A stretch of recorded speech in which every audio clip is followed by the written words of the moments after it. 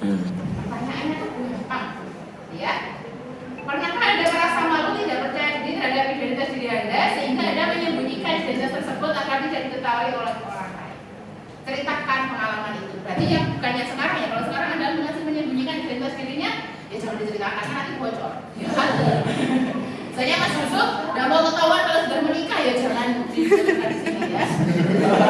Oh, kita kayak gitu. Ya, oke. Pengalaman yang mungkin pernah misalnya sebelumnya Anda menyembunyikan identitas dirinya, ada? Oh, kalau baik-baik, ternyata kalau sama semuanya gini juga nggak seru ya. Kalau semuanya baik-baik itu juga nggak seru. Yang beragam itu ya. Jadi orang jahat. Mungkin Mas Maman karena ya diskriminasi sebagai orang Madura pura-pura jadi orang India. Aduh. Anda pernah terjadi seperti itu? Anda tidak mengakui identitas diri Anda? Anda tidak mengakui? Tidak ada. Anda selalu mengakui. Anda berasal dari mana, Pak? Dari Wonogiri. Oke. Ada yang disembunyikan? Oh, silakan, Kak. Saya pernah ini pengalaman. Saya bukan berarti saya tidak bangga dari, maksudnya saya sebenarnya backgroundnya di Jawa gitu kan. Karena itu saya tidak punya marga. Kalau di Sulawesi itu kan punya marga di belakang. Nah, jadi itu saya perkenalan, saya tidak mau menyebutkan saya asal dari Jawa. Karena di sana itu biasanya dikecengin orang itu. Pendatang. Gitu. Terus di sana dipanggilnya jadi timba apa ya, menyembah kan, kayak gitu. Itu tuh jadi aneh enggak punya teman kalau misalkan saya dari Jawa. Nah, saya itu kan lalu saya kan tinggalnya di Palu tapi kuliahnya di Gorontalo. Nah, dikira teman-teman itu saya backgroundnya karena orang Arab itu kan jadi saya sampai 2 semester itu membenarkan kalau saya itu Orang Arab. Iya. Nanti saya mengakui waktu ada kegiatan yudisium angkatan itu saya mengakui sebenarnya saya itu Jawa. Bukan beneran Arab, beneran Jawa. Oke, luar biasa ya. Karena tadi ya merasa terancam sebagai minoritas sehingga ya udah kalau kamu anggap saya sebagai orang Arab dan itu lebih baik, kenapa tidak gitu ya? Oke, siap. Ada yang lain? Pengalamannya seru juga. Terus ada yang lain yang tidak mengakui? Mungkin ada yang sudah menikah tapi tidak mengaku menikah. Iya. Aku ngaku. Yang bahaya ini dan modusnya ini banyak sekali ya. Atau mungkin sampai.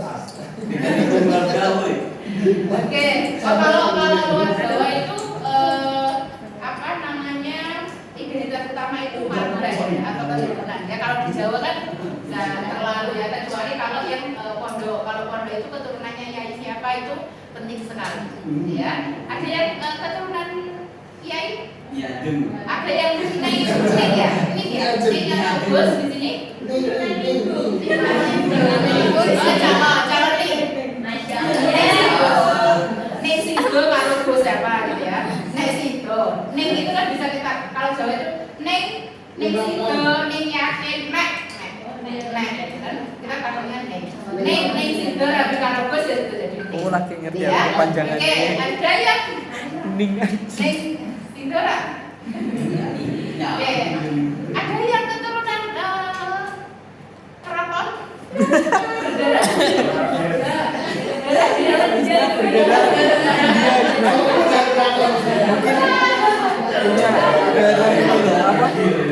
Ada yang keturunan bocah biru ini. Ada namanya RR siapa gitu. Roro gitu, RR siapa. Atau Raden Mas. Raden Aziz. Raden Ageng. Ada. Berarti ada. Oke, kalau kayak gini enak. Anda kan tidak apa-apa. Biasa aja gitu ya. Jadi tidak terpaku harus menikah dengan garis keturunan sesama darah Kalau sesama darah rendah, pengeluarannya nanti agak banyak karena harus makan yang enak-enak. Ya kan? Nah kalau makannya tahu tempe ya darah rendah, ya kan makanya harus enak-enak. Oke, saya akan menyebutkan beberapa identitas. Silakan Anda berdiri. Silakan berdiri. Masih kuat berdiri? Masih dong. Masih kuat berdiri. Sebenarnya nanti ada kanan kiri ya. Ada kanan kiri. Jadi kalau misalkan Anda merasa ya atau sesuai atau suka, Anda akan bergeser ke sayap sebelah kanan. Kanan sana mana ya?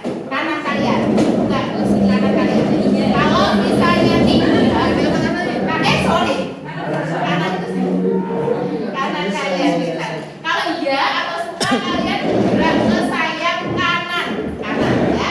Kalau tidak, Anda bergeser ke sayap kiri. Gitu ya. Ini tidak ada aturan apapun. Ini hanya melihat sejauh mana Anda mengenali diri Anda. Saya akan melihat apakah ada yang ragu-ragu menentukan identitas dirinya. Ya. Nah, kalau terkadang ini terkadang kita itu harus punya prinsip yang tegas atas apa yang kita miliki. Terkadang kita itu harus berada di antara, gitu ya. Tapi kebanyakan pilihan itu harus mengidentifikasi secara nyata, secara detail dan secara tegas Anda ini milih yang ya. Sudah siap? Sudah. Kanan ya, kalau kiri tidak. Yang gampang ini bukan soal matematika atau soal TPA. Suka jengkol. Tidak. Suka jengkol. Kalau suka sana. Akan kemana ini semuanya? Mana ke sana? Oh iya, suka jengkol. Sudah. Tidak pernah merasakan jengkol yang pantas ya. Ini kayak nah jadi ini tengah gitu. Kosong. Nah kosong. Ini oke. Saya tanya orang ini. Kalau sebelah sini berarti fix suka jengkol? Hah? Enggak di sana. Ini dikosongkan masih di sana tuh. Sana iyo. Jengkol di sini teman-teman. Yang di sini batasnya ya. Oke, pertama suka jengkol, fix suka jengkol? Oh, udah mulai kita benar. Dan nanti kalau suka fix suka jengkol, Ini dulu lah. Botak ini ada yang suka jengkol nanti dikasih jengkol. Ini jengkol. Sulit memaafkan bahkan sering ada perasaan dendam. Sama Anda aja.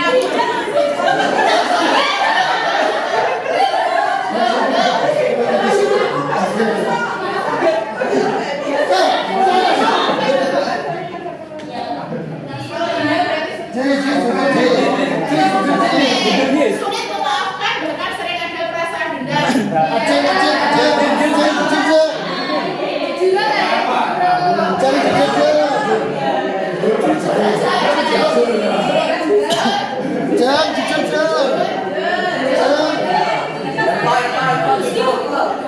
Bangga menjadi warga plus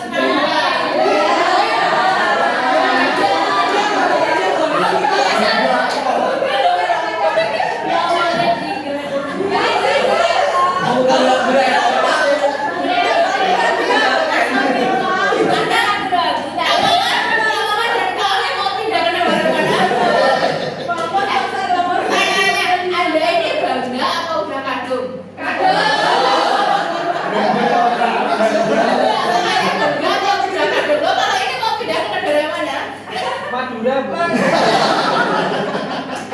Oke ya, pertanyaannya. Oke.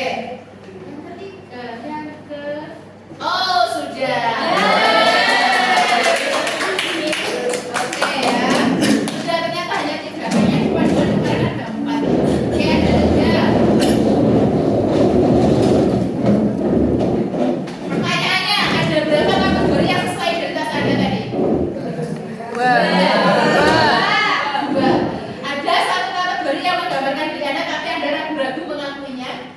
Ada.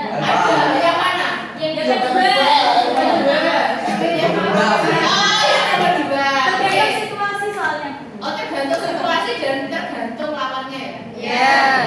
Kalau salah pilih lawan nanti jadinya kayak mendendam gitu ya. Salah pilih lawan ternyata yang dilawan itu anaknya cancer. Ya Allah, nggak mau mempertaruhkan sebenarnya, tapi ini benar-benar menjadi tamparan yang keras bagi kita semua ya, karena kalau nggak ketahuan, ya mungkin ya banyak aja orang yang kayak Mario ya, mengandalkan kuasa orang tuanya, dan ini kan sangat naluri ya, orang tua itu selalu melindungi anaknya itu namanya. Oh, jangan kan manusia, api teh ae mbok ganggu mbok ini neradu kok neradu. Neradu. Jangan kan manusia ya, tapi ya ternyata kuasa Tuhan itu luar biasa, dibuka gitu ya. Dan ini ternyata menjadi ini ya, apa namanya? Domino, efek domino ya. Loncatnya kemana-mana, goblok kelihatan semuanya ya. Nah, ini salah satu kekuatan media sosial yang kadang kita tidak bisa denial dengan apa yang ada. Sesuatu itu pasti ada. Senang kan kalau melihat yang flexing itu ketangkep? Sebagai tetangga yang julaga memiliki dan saya tidak mampu beli Robinson, sopo rasanya. Tapi sebagai orang yang dewasa, kita itu sebenarnya selalu diberikan, menurut saya, satu ilmunya diturunkan oleh orang tua. Jadi ketika orang tua itu kan pasti sudah dewasa, dan kita sebagai anak waktu itu selalu diberikan informasi bahwa sesuatu yang ditanyakan orang itu hanya sawang sinawang, gitu ya. Hanya apa yang terlihat di luarnya, yang di dalamnya kita nggak tahu. Andaikan misalkan kita lihat, kalau kita jadi temannya si Mario gitu ya, nah ya jadi Mario itu jadi anaknya Pak Rafael itu diberikan Rubicon, bajunya bagus, uangnya banyak, kita nggak tahu seberapa rumit takutnya orang tua itu ketika melakukan korupsi, nggak gampang melakukan korupsi. Atau misalnya Anda lihat tetangga Anda itu baru 1 tahun kerja di Jepang sudah punya sawah berhektar-hektar, enak ya, kalian nggak tahu kerja di Jepang itu susahnya seperti apa. Jadi yang kita lihat itu hanya sawah sinawang. Dan semakin kita dewasa, kita akan merasa sadar menerima diri kita karena kita tahu bahwa semua yang ditampilkan orang itu hanya sawah sinawang. Bahasa sekarangnya, kalau bahasa dulu itu flexing itu pamer atau riak, bahasa sekarangnya itu flexing. Ya, kalau flexing itu mengindikasi pada menunjukkan sesuatu agar dianggap oleh orang lain, meskipun sesuatu itu ada atau tidak. Ya, yang ketiga, dari semua identitas tadi, mana yang menurut Anda paling penting dan berharga buat Anda? Suka jengkol berharga nggak?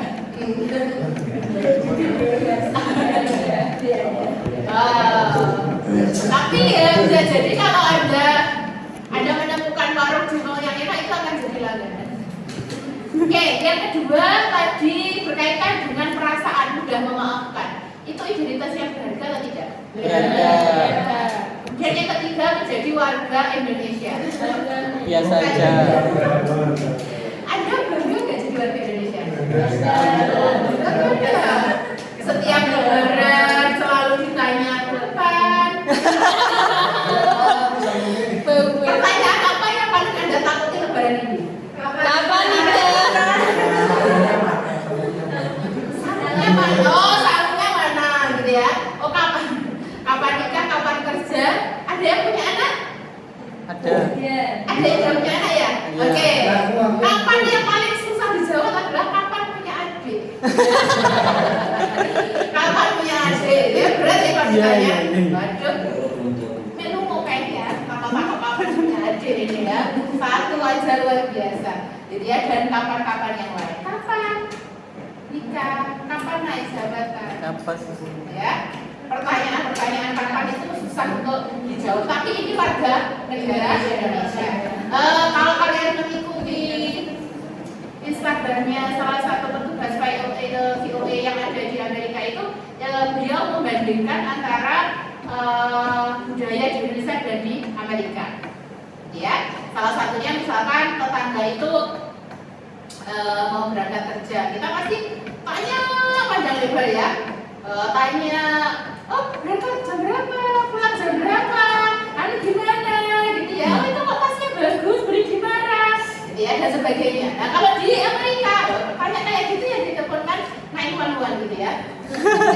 Nah ini bahasa basi apa mau merampok kok tanya-tanya tasnya beli di mana gitu. Kan kebiasaan kita seperti itu. Justru ini akan menjadi sesuatu yang aneh kalau ada keluar rumah nggak ada yang nyapa. Aku salah apa ya, kok tetanggaku kok nggak mau nyapa? Apa nek saya salah ya mah? Kita itu ngapain ya? Jangan-jangan karena kita beli pajero ya tangga itu nggak mau nyapa. Ya kadang gitu ya. Ya itu menariknya di Indonesia. Gitu. Itu menariknya di Indonesia. Nah kalau di luar, mohon maaf ya, mungkin ini cerita yang kita terkadang tidak menerima gitu ya, sesuatu yang sudah kita anggap biasa. Misalkan musola aja, di setiap gedung itu hampir ada musola gitu ya, di setiap wilayah hampir ada masjid. Itu mohon maaf yang non Islam ya, tapi saya coba bicara sesuai pengalaman saya. Oh iya semua alhamdulillah ya.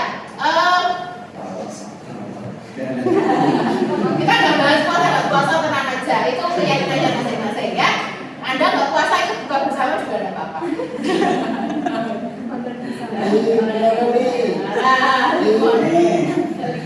Karena kita biasa, jadi kalau di gedung ini di lantai 8 lantai ada 8 musola biasa, gitu ya. Nah, tetapi ketika Anda ke Jepang, itu akan sangat susah untuk mencari musola. Masjid itu susah sekali. Pelajar-pelajar yang ada di Jepang itu yang di Kyoto pernah tahun 2016 itu memohon ke pihak kampusnya untuk diberikan tempat sempit satu saja tidak apa-apa.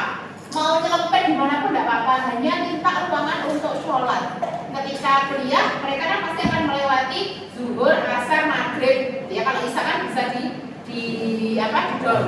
Nah kalau zuhur, asar, maghrib itu mereka harus di kampus. Dan itu mereka harus buat suratnya sangat lama sekali hanya untuk meminta satu tempat saja untuk sholat. Itu akhirnya diberikan di ACC tapi di bawah tangga yang sangat menyempit. Itu pun tempatnya diharapkan tidak terlihat orang secara kelihatan dengan yang contohnya di tangga sini kan enak ya.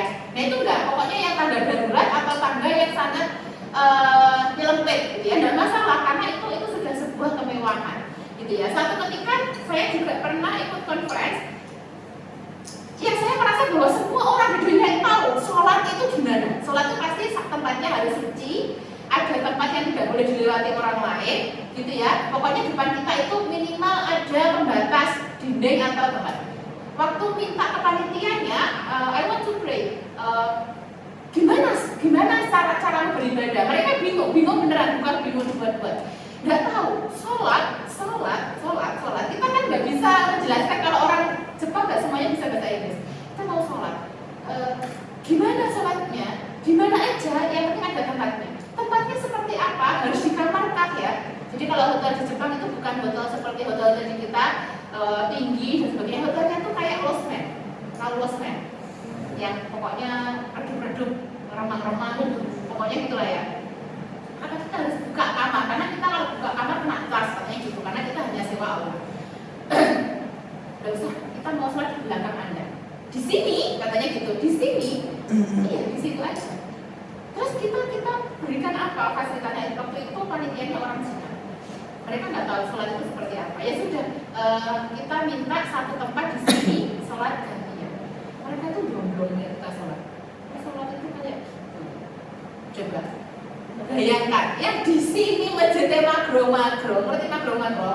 Uangnya lebar, luas, atau di setiap ruangan itu ada musola, kita itu merasa biasa aja. Tapi kalau di sana itu sangat berharga, karena sholat itu susah sekali. Kemudian yang kedua, makanan halal. Kita sekarang makan itu kan nggak mikir, karena semua yang kita makan itu nyaris semuanya halal, gitu ya. Kalau yang nggak halal itu malah minoritas. Tetapi kalau di sana cari makanan halal itu kalau Anda tidak bersama orang yang asli Jepang atau orang yang memang Indonesia tinggal di Jepang, maka untuk makan misalnya kita jalan-jalan ke sebuah wilayah, kita harus memastikan naik bis ke tempat yang ada makanan halalnya. Jadi nggak yang santai-santai kita nanti makan di pinggir jalan itu pasti halal, enggak. Sesusah itu kita cari makanan yang halal, gitu ya. Makanya bangga tinggal di Indonesia, gitu. Misalnya kalian di Malioboro, oh boleh dicicipi, atau di Muar boleh dicicipi, gitu ya kan, semua boleh dicicipi. Karena semua yang disajikan kita itu halal. Ada satu tempat di, saya lupa namanya, di daerah Kyoto itu sama. Ketika para wisatawan datang itu dikasih kue. Jadi kue mochi, kemudian kayak di sini namanya spiku, tapi saya nggak tahu di sana namanya apa. Kayak roti kecil-kecil gitu, roti kecil-kecil yang moist kayak cheesecake gitu. Misalnya Kak Yusuf ya merasa bahwa istrinya, ya istri itu kan memang punya simpanan kata-kata sehari itu berapa ribu kata ya. Kalau tidak terluapkan maka Anda yang akan menjadi sasaran luapan kata-kata dari istri gitu ya. Selalu untuk Kak Yusuf nih, misalnya ya. Nah coba Anda bayangkan ke sini gitu. Anda sedang sakit, tidak ada yang ngurusi. Kalau di rumah sakit, ada yang ngurusi. Gitu. Betapa berharganya seorang istri itu. Cerewet-cerewetnya istri, kalau ada apa-apa sama suami, tetap istri itu akan Gak pengen pulang ya? Oh, istrinya di sini? Enggak ada. Ya, nah itulah kenapa kita semua harus bangga dengan apa yang kita miliki. Misalkan gini, kadang itu bosan juga di Malang ya, macet, makanannya lalapan, nah esok awal sore begini lalapan, bosan ya. Biasanya kalau di rumah itu puasa-puasa kayak gini kan dibikinin kolak, es dawet gitu ya, pecel gitu ya, kalau nggak gitu rawon, soto atau sayur-sayur yang luar Jawa mungkin ada makanan tertentu gitu ya. Tapi coba kalau di Malang itu puasa itu enak banget, nggak terasa pagi sampai siang saya ngomong aja nggak, insya Allah nggak terasa kehausan gitu ya. Kemudian panas, tapi kalau di dalam ruangan kan kita nggak merasa kepanasan. Baru kemarin saya pulang ke Ponorogo, haus, panas, cuma nggak kuat ya kayaknya puasa ini.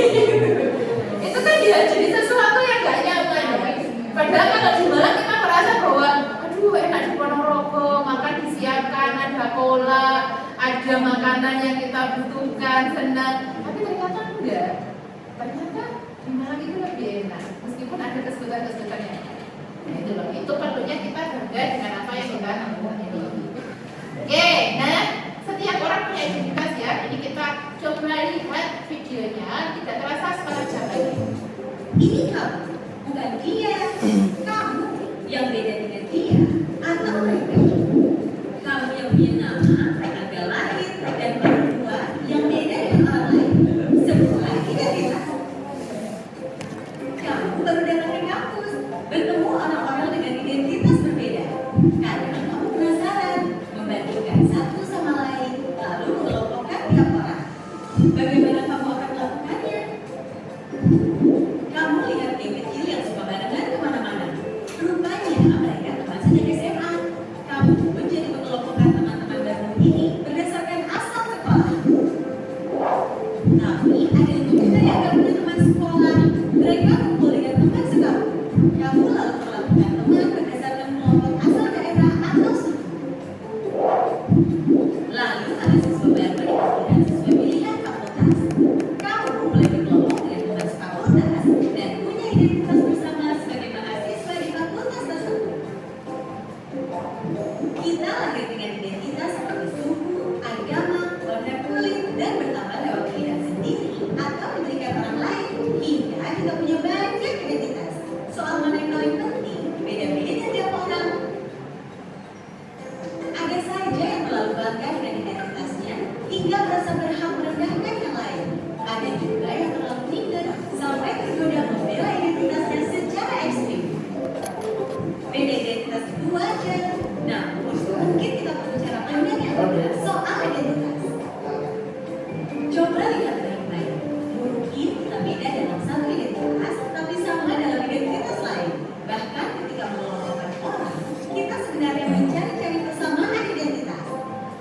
Akhirnya kita perlu pahami bahwa beda itu hak asasi. Namun kita juga akan temukan semua orang punya satu identitas yang sama.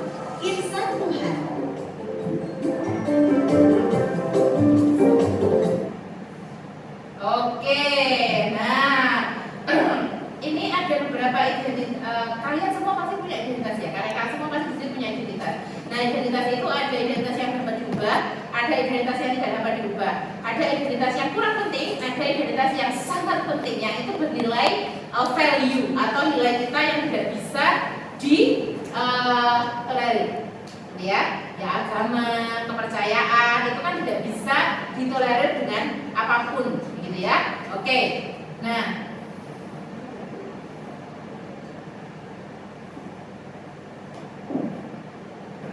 Oke, ini saya percepat aja ya. Ada namanya welas asih atau self compassion. Nah, welas asih atau cinta terhadap diri atau self compassion ini memberikan efek yang positif dan juga efek yang negatif. Nah, kita lihat dulu efeknya ya. Orang kalau terlalu mencintai dirinya itu narsisme, mengagumi dirinya secara berlebihan. Ya, narsis gitu ya. Apakah teman-teman saya yang sering update status kayak orang jahit itu narsis? Atau haus akan eksistensi gitu ya. Ya itu perlu diidentifikasi. Kemudian fanatisme, kebanggaan berlebihan pada sebuah kelompok. Madura pride namanya ya. No Madura no life. Ini fanatik banget pokoknya. Pokoknya kalau Madura udah main, apa mas nama suka gulanya? Madura United main, wes. Pokoknya kelas PPG aja. Ya. Ini fanatisme. Iya fanatik kan? Enggak. Ya. Kemudian self pity. Kalau ini mengasihi diri secara berlebihan. Ya, biasanya ini akan jadi kalau parah akan menjadi playing victim. Ya. Dia menampar dirinya kemudian mengatakan bahwa saya harus ditampar oleh Kak Olim. Karena apa? Kak Olim itu kan besar ya, misalnya Kak Lia. Percaya orang kalau Kak Lia dipukul sama Kak Olim? Dari segi fisik, kemudian raut wajah orang-orang akan percaya. Karena Kak Lia itu kecil, kemudian lembut, imut-imut, gitu ya.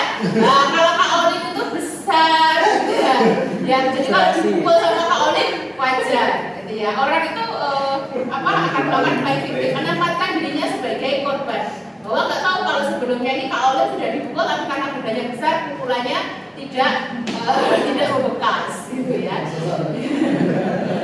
Oke, kemudian kalau kita punya welas asih ke diri secara positif, gitu ya, kita akan punya kesadaran penuh. Jadi self awareness itu sesuatu yang sulit untuk dibangun kalau kita itu tidak mengenali diri. Seperti tadi pertanyaan, saya sulit memaafkan atau sering mendendam. Ya ragu-ragu, ya, iya nggak ya? Kalau iya, kok aku diintim sama teman-teman. Kalau tidak, aku menipu diriku, gitu ya. Tapi kalau orang itu sudah sadar bahwa dia sulit memaafkan, maka dia akan berusaha untuk menyampaikan ke orang lain, gitu ya. Kalau dengan aku pula mau putus orang lain, karena mending gitu daripada kamu marah-marah. Kalau kamu marah-marah, aku susah untuk menerima, gitu ya. Jadi itu boleh, pasangan itu sebelum kalian menikah Anda perlu menyampaikan apa kekuranganmu, apa kelebihanmu. Ibaratnya misalkan gini, yang jarang dilakukan dan mungkin yang sebelumnya tidak pernah adalah menyampaikan berapa tabungannya, berapa hutangnya. Jarang menyampaikan berapa hutangnya.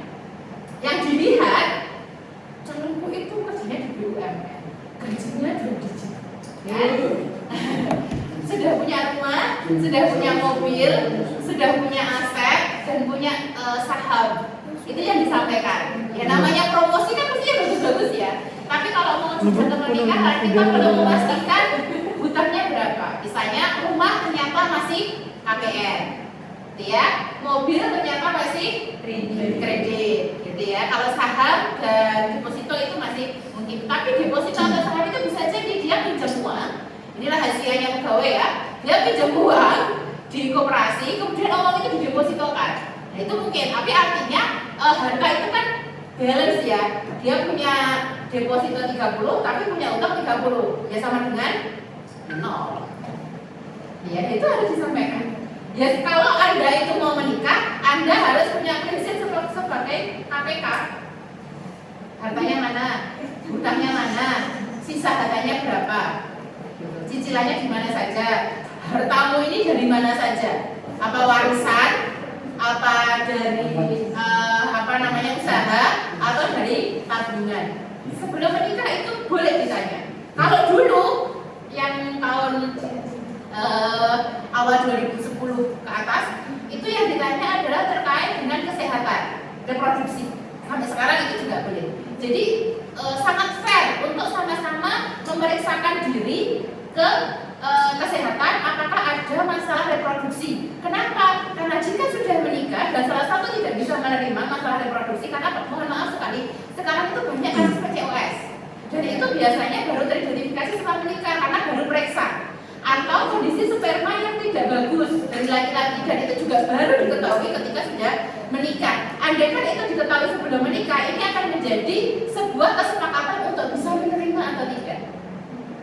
Andaikan memang tidak bisa menerima nggak masalah, berarti ya memang tidak berjodoh, gitu ya. Jadi selain dari kesehatan, pesan saya bagi yang belum menikah, tanyakan secara sisi keuangan, gitu. Misalkan saya nggak punya harta loh ya, kita mulai dari nol, lebih bagus daripada kita mulai dari minus, gitu ya.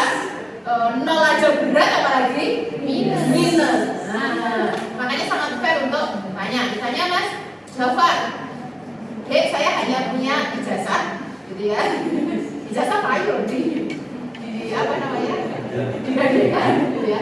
Jadi saya punya ijazah, saya sama punya sertifikat PPG. Saya belum punya pekerjaan, saya belum punya tabungan karena baru diangkat di sebuah sekolah. Tapi insya Allah saya yakin Anda bisa melihat dari bank manapun atau pinjol manapun saya tidak punya hutang. Kalau bersedia mulai dari awal dari saya dengan modal 2 benda ini. Mau nggak? Gitu ya. Nah, jadi yang perempuan tuh mohon maaf kalau sudah gajinya laki-laki itu 2 digit, wes saya kayak mas lebih, wes ya. Nah, dia harus perlu hati-hati. Coba ditanyakan. Nah, kemudian kita kalau mencintai diri itu bisa mengurangi yang namanya stres, kecemasan dan depresi. Salah sinawang dulu waktu SMP, teman saya itu cantik banget, cantik. Ketemu teman cantik itu selalu ada seangkatannya. Tapi almarhum bapak itu selalu bilang bahwa semua orang itu salah sinawang, meskipun belum masuk ke otak saya waktu itu.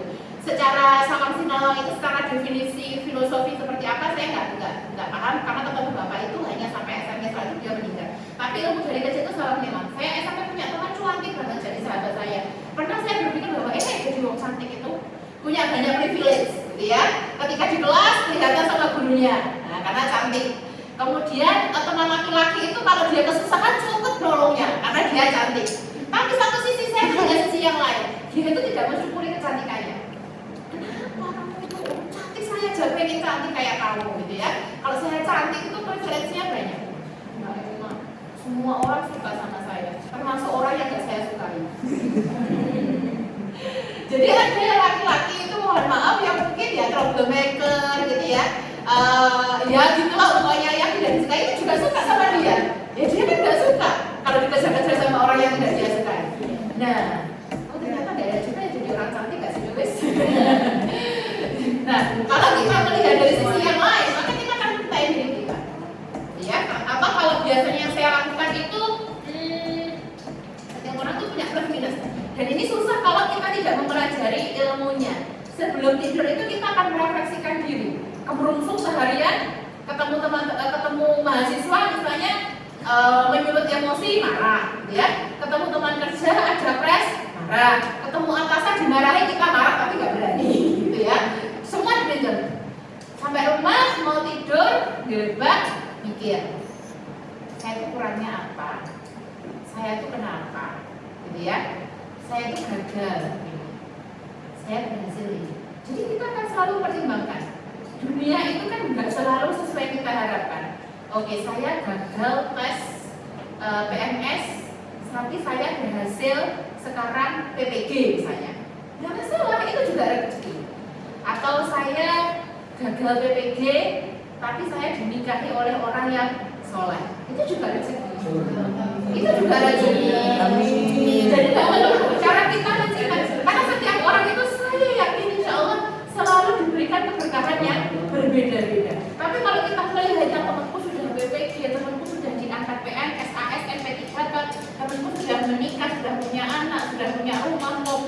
investasi dan sebagainya, kita justru akan semakin membenci diri kita. Tapi kalau kita mensyukuri, misalnya temanku sudah punya banyak barang, investasi, tapi mohon maaf misalnya kita masih berjuang karena minus tadi ya, karena minus tadi, mohon maaf, kalau sudah punya anak itu selalu harus ada. Jadi kalau kita punya uang, misalnya habis untuk anak, kita belum sempat investasi, tapi teman sudah berada, tidak apa disyukuri aja. Anak yang sehat, orang tua yang sehat, suami yang bertanggung jawab, kita yang sehat, itu rezeki. Ya, itu rezeki. Semuanya itu kita nikmati. Ya, berat memang, karena mungkin usia kita beda ya. Jadi pengalamannya beda, proses penerimaannya beda. Gitu. Tapi ini akan berjalan. Sampai kapanpun kalau kita itu panas melihat tetangga punya sesuatu, sampai mati pun ya kita panas. Toh dia sudah meninggal kita. Itu benar-benar maksudnya di desa. Kalau kita kan insya Allah mudah-mudahan dikasih umur panjang gitu ya. Tapi kakek nenek, saya melihat kakek nenek itu ketika sudah dipanggil, harapannya adalah minta segera dipanggil. Mana? Gue pengen mati toh mbak. Kesel gak ada konco-konco terus pada mati. Aku tak pengen mati. Ini guru-guru iri atau tombone gitu. Mesti balik dulu iri atau tombone ya, dan juga bobo sampai mati ya direni. Saya gitu sama waktu itu. Tapi memang manusia itu seperti itu. Ya selalu melihat orang lain itu sebagai ukuran keberhasilan, apalagi rumah angkatan. Nah, misalnya itu kayak ini kalian reuni buka bersama. Ya. Males enggak? Kok males? Males itu kalau Anda itu sebenarnya nggak yakin, nggak bangga dengan diri Anda. Tapi kalau Anda yakin aja, bangga aja, ayo, nggak masalah. Anda naik motor, temanmu sudah naik Pajero, nggak masalah. Nggak masalah. Anda ngomong begini, Pajero bisnis lo mesti bisnis itu kan ya menang-menangan ya. Kita insya Allah masuk surga dari ilmu yang bermanfaat. Sudah jelas 3 hal yang akan dibawa mati: ilmu yang bermanfaat, anak yang soleh, dan sedekah jariyah. Andai kan misalnya kita nggak bisa sedekah jariyah, ya kita punya ilmu. Mohon maaf misalnya nggak punya anak, gitu ya kan ada orang yang dipilih untuk tidak punya anak, tidak apa-apa, ya ilmunya masih bisa dibawa sampai meninggal. Atau tidak punya ilmu misalnya, ya misalnya tidak punya ilmu ya jadi pengusaha kaya raya, ya disedekahkan ya nggak masalah, selalu punya jalan gitu. Yang itu cara kita untuk mensyukuri gitu. Misalnya Mbak Dia, aku tuh dari dulu tuh pengennya tinggi gitu loh, gak enak jadi gede. Tapi kalau ada promo baju-baju itu, nggak ada yang big size itu, pasti ukurannya yang kecil-kecil. Yang kan manajemen, ya, ini soft companion. Yuni, seorang siswi di sebuah SMA, berasal dari keluarga sederhana. Tapi karena ingin dihormati dan diterima, Yuni mengaku sebagai anak orang kaya. Gaya besar dan bicaranya diatur sedemikian rupa. Tapi diam-diam teman-temannya tak percaya. Mereka mencari tahu kondisi Yuni yang sebenarnya. Hingga akhirnya Yuni ketahuan identitas aslinya. Karena malu, akhirnya Yuni tak pernah lagi muncul di sekolahnya. Kisah Yuni ini kisah nyata. Kita bisa temui di lingkungan remaja. Rata-rata siswa hari ini merasa minder karena tidak memiliki apa yang orang lain miliki, baik itu fisik, prestasi, maupun sifat khusus. Menurut hasil FGD kami dengan para guru di 4 sekolah yang ada di Jawa Barat, bahwa dari 1 dari 4 siswa merasa minder karena fisik, dan 1 dari 5 siswa merasa minder karena tidak punya prestasi seperti orang lain. Hasil survei online kami terhadap remaja menunjukkan mereka selalu mau menerima diri agar diterima dan dihargai. Bukannya sibuk menemukan dan mengenali potensi diri, mereka malah sibuk mengejar standar umum. Orang yang berkulit gelap sibuk memutihkan kulitnya karena iklan membuat standar kecantikan itu identik dengan kulit cerah. Yang keriting meluruskan rambutnya karena standar umum wanita agung adalah berambut lurus terurai. Jika kita sibuk mengejar standar itu, coba pikirkan beberapa hal ini. 1. Setiap orang itu unik, gak mungkin ada satu standar yang cocok untuk semua. Setiap orang bisa punya standarnya masing-masing. masing-masing. Kalau standar orang Denmark itu maju dan tinggi, lalu bagaimana dengan orang yang pesek dan pendek? 2. Standar itu diciptakan oleh iklan, industri, sinetron, atau budaya. Orang yang gagal membuat standar buat dirinya bakal jadi sasaran empuk buat para pencipta standar. Mereka lah yang bakal jadi korban iklan dan pengaruh lingkungan. 3. Standar itu relatif. Beda tempat, beda standar. Di Mauritania, sebuah negara di wilayah Maghreb di Afrika Utara Barat, misalnya orang yang cantik adalah orang yang berbadan subur. Di Jepang yang dianggap cantik itu yang giginya gingsel. Beda waktu bisa beda standarnya. Coba perhatikan fashion dari masa ke masa. Apakah standar tren itu sama? Misalkan saja tahun 80-an, pria yang dianggap ganteng itu berkumis tebal. Apakah saat ini masih berlaku? Tapi, kalau yang sifatnya nilai moral itu universal. Sikap jujur di mana-mana dari dulu sampai nanti tetap dianggap baik dan keren. Jadi, daripada ngejar standar cantik fisik, mending membangun inner beauty. Gak usah habisin waktu apalagi sampai menipu diri untuk terlihat sesuai standar fisik yang umum. Gak usah minder, kelihatan di bawah orang lain atau sombong karena kelihatan lebih tinggi. Karena setiap orang unik dan gak bisa dibandingin. Kalau mau bikin standar dan membandingkan, buatlah standar tinggi buat dirimu sendiri. Bandingkan dirimu kemarin dengan dirimu hari ini. Apakah hari ini kamu lebih baik dari kemarin?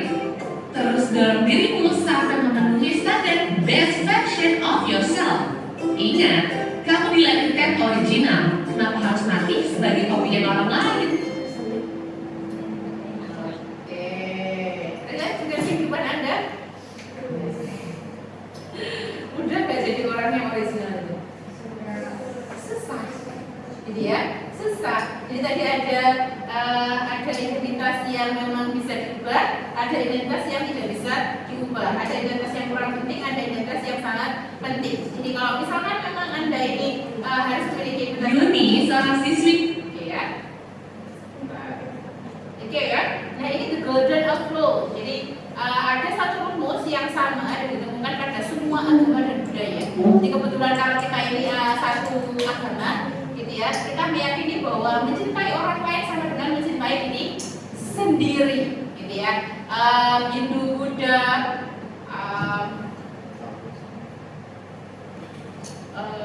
Konfusi apa ya?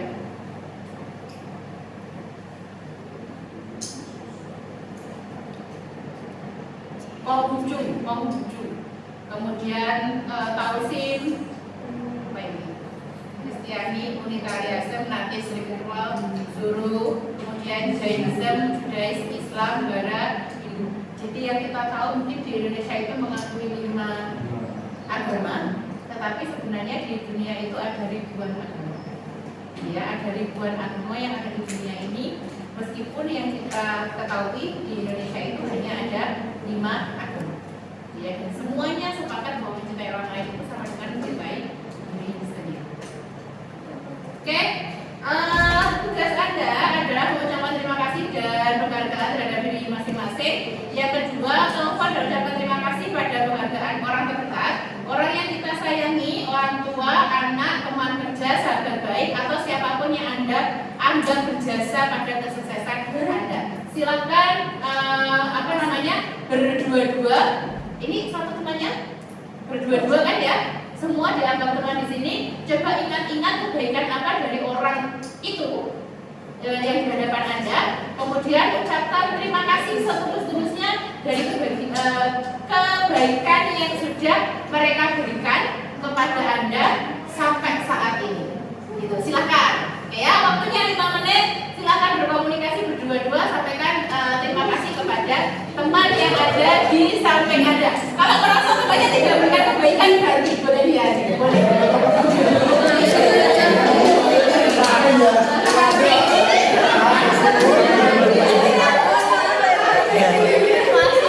Nanti nggak ketemu loh. Ayo, terima kasih.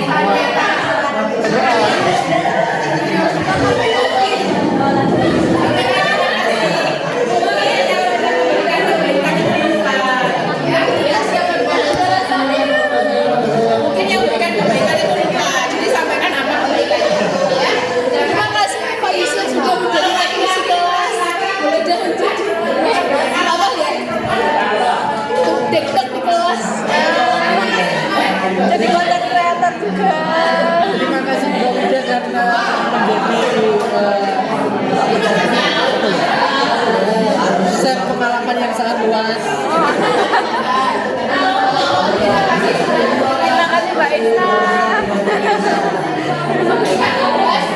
Apa ya? Kasih Mbak ini udah jadi teman yang meriah. Meriah, murah senyum, nggak mahal.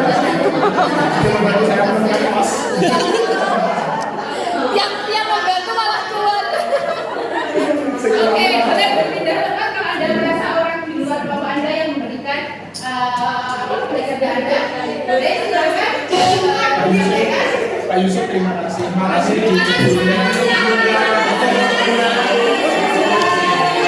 Makan dengan dosa kami. Ditunggu THR-nya teman-teman. Saya masih kecil.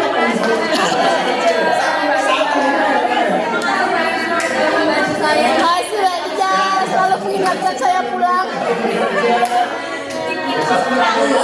Mbak Desi,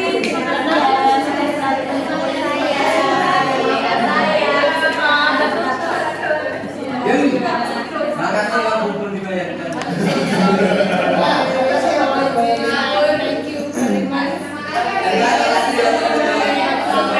Nek, banyak aktivitas tambah hot.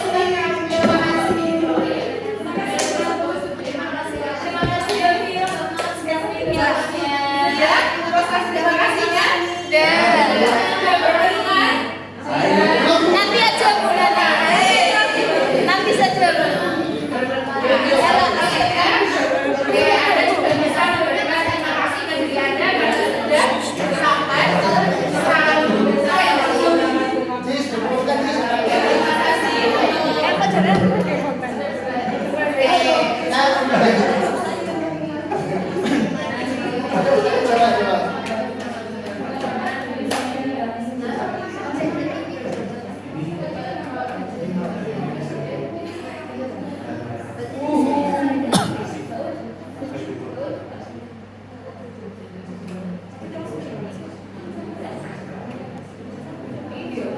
Oke ya, ini ada tugas ya, ini ada tugas.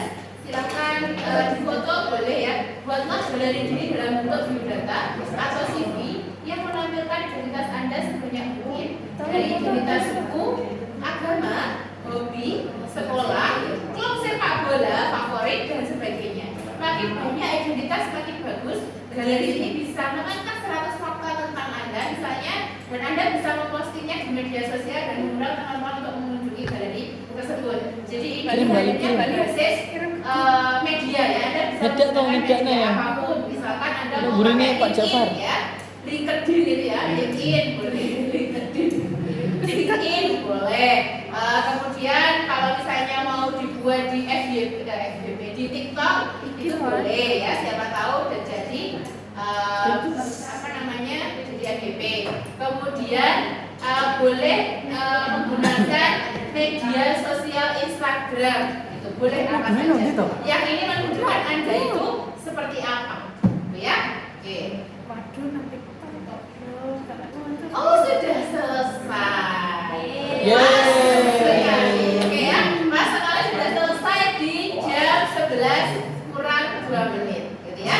2 menitnya kita akan merefleksi dari materi 3 ini apa yang Anda dapatkan. Karena tadi sudah diwakili oleh tiga anggota kelompok. Silahkan dari kelompok paling belakang pojok kanan, silahkan Kak gantian refleksi dari kegiatan topik 3 atau boleh topik 1, 2, 3 ini seperti apa?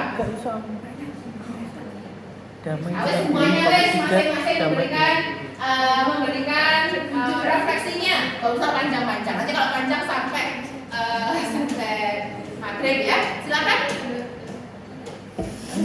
Ayo silakan Kak Wida. terima kasih atas kesempatannya. Refleksinya yang saya dapat dari awal kuliah sampai sekarang yaitu kebersamaan menjadi lebih. Oke, kebersamaan bisa menjadi lebih berwarna. Oke, tepuk tangan untuk kelompok kita. Oke, silakan kelompok sini. Siapa yang akan mau membuka kata? Terima kasih Mbak Wida telah mewakili kelompok kita. Ayo Kak. Ya, terima kasih sebelumnya. Kalau dari kelompok kami mungkin refleksi dari kelompok 2-3 dan kelompok 3 ini sebenarnya kita bisa mengenal tentang diri kita sendiri, bertutur kita sendiri, serta keunikan dari orang lain yang mana tidak menghambat kita, melainkan menjadikan kita bisa berkolaborasi dan mencapai tujuan bersama. Oke, luar biasa tepuk tangan dari Kak Afif. Oke, silakan dari kelompok sini. Gimana refleksinya? Setiap dapat saya kita harus bisa menghargai perbedaan. Soalnya perbedaan itu sangat penting, mesti itu ada. Makanya kita harus bisa mencintai diri kita sendiri. Oke. Bagi orang lain bukan. Oke, luar biasa. Ayo kelompoknya kalian. Semuanya.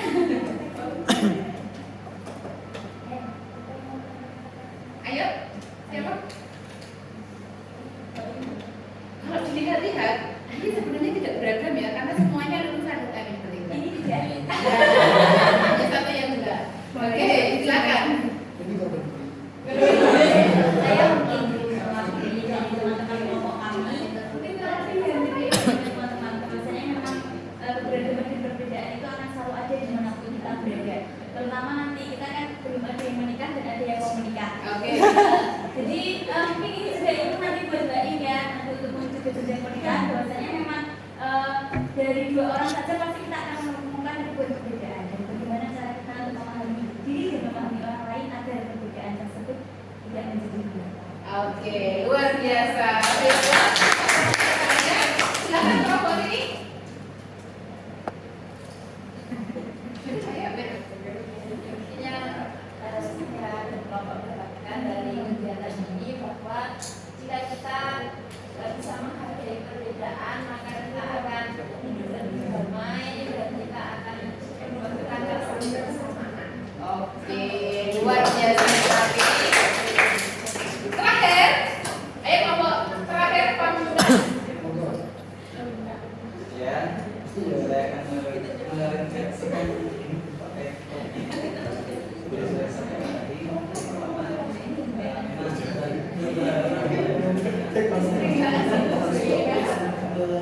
keberagaman manusia, jadi kita harus bisa menghargai terhadap orang lain ini, juga kita harus memberikan kesempatan orang lain di situ berskor atau berkarya seluas-luasnya tergantung dari apa yang mereka miliki. Terus yang terakhir ini kami saya dari terhadap diri saya pribadi, kita harus mencintai orang lain. Oke, luar biasa. Oke, sebagai penutup pada majelis 1 bulan 3, ya, kita mempelajari banyak hal yang ini akan menjadikan kita sebagai masyarakat dunia, ya. Tidak hanya masyarakat Indonesia, tapi masyarakat dunia. Di tengah konflik dunia yang luar biasa ini, kita tetap menjadi bagian dari masyarakat dunia yang mulai dari skup terkecil kita mulai untuk berupaya menerima segala perbedaan, gitu ya, segala perbedaan. Karena bagaimanapun orang itu selalu punya cirinya masing-masing yang mungkin kita sebagai orang BK itu menyatakan bahwa hal tersebut hal yang unik, gitu ya, hal yang unik untuk diterima. Terima kasih untuk hari ini. Nanti masih ada lagi sesi berikutnya dengan Bu Yuliati ya, dengan Bu Yuli. Terima kasih atas partisipasinya. Mohon maaf apabila ada kekurangan. Saya akhiri. Wassalamualaikum warahmatullahi wabarakatuh.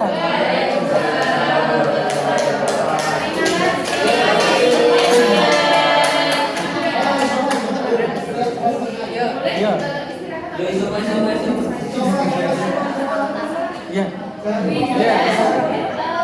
Teman bisa untuk foto bersama. Boleh. Yeay.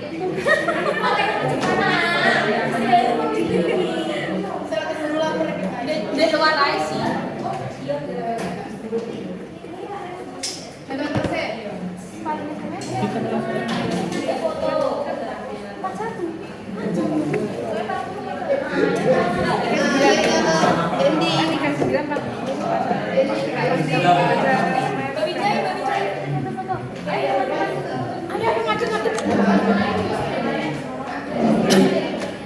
HP lo. laptop sama kamera sama tasnya tampil ajaib di luar tak